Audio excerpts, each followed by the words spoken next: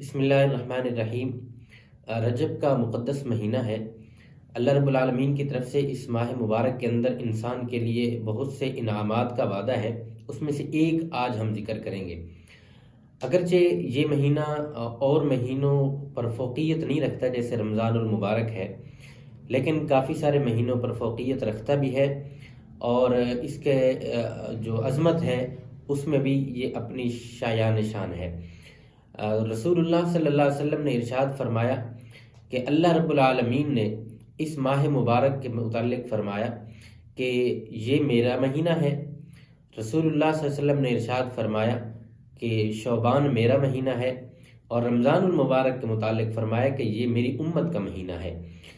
تو رجب اللہ نے اپنا مہینہ کہا ہے اس کو، اور اس میں ایک خصوصیت یہ ہے کہ اللہ رب العالمین اس مہینے کے ہر لمحے میں کئی سارے افراد کو جہنم سے نجات دیتا ہے امت کے ایک عمل کے بدلے۔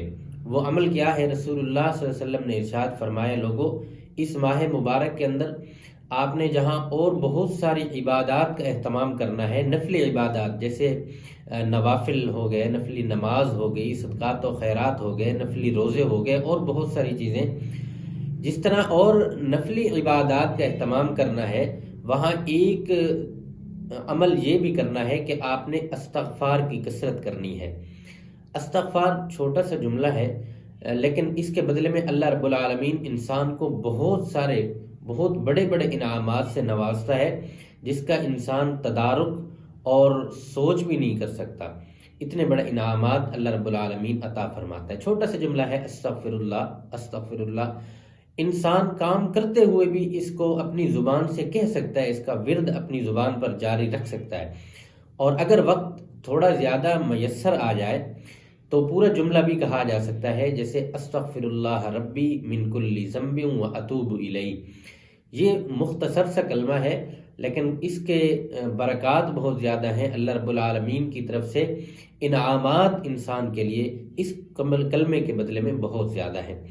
حضرت عبداللہ بن عباس رضی اللہ تعالیٰ عنہ سے روایت ہے کہ رسول اللہ صلی اللہ علیہ وسلم نے ارشاد فرمایا، لوگو جو شخص استغفار کو اپنے لیے خاص کر لیتا ہے، مطلب ہر وقت پڑھتا رہتا ہے، تو اس کے لیے اللہ رب العالمین تنگ دستی سے نجات کے راستے نکالتا ہے۔ تنگ دستی ختم ہو جاتی ہے، فراوانی آ جاتی ہے، رزق کے اندر اللہ رب العالمین بہت ساری برکتیں، رحمتیں، وسعتیں عطا فرما دیتا ہے، اور ایسی جگہوں سے اللہ تعالیٰ رزق عطا فرماتا ہے جہاں سے وہم و گمان اور امید بھی نہیں ہوتی۔ اور یہ بھی رسول اللہ صلی اللہ علیہ وسلم نے خود ارشاد فرمایا رزق انسان کو ایسے تلاش کرتا ہے جیسے انسان کو موت تلاش کرتی ہے۔ شرط یہ ہے کہ دنیا مسبب الاسباب ہے، اسباب کے درجات جتنے بھی ہیں وہ انسان کو مکمل کرنا ضروری ہے۔ اس کے بعد اللہ کی رحمت بندے کی طرف تیزی کے ساتھ متوجہ ہوتی ہے۔ امید ہے کہ میری باتیں آپ کو سمجھ آ گئی ہوں گی۔ اللہ رب العالمین ہم سب کو اس پر عمل کرنے کی توفیق نصیب فرمائے۔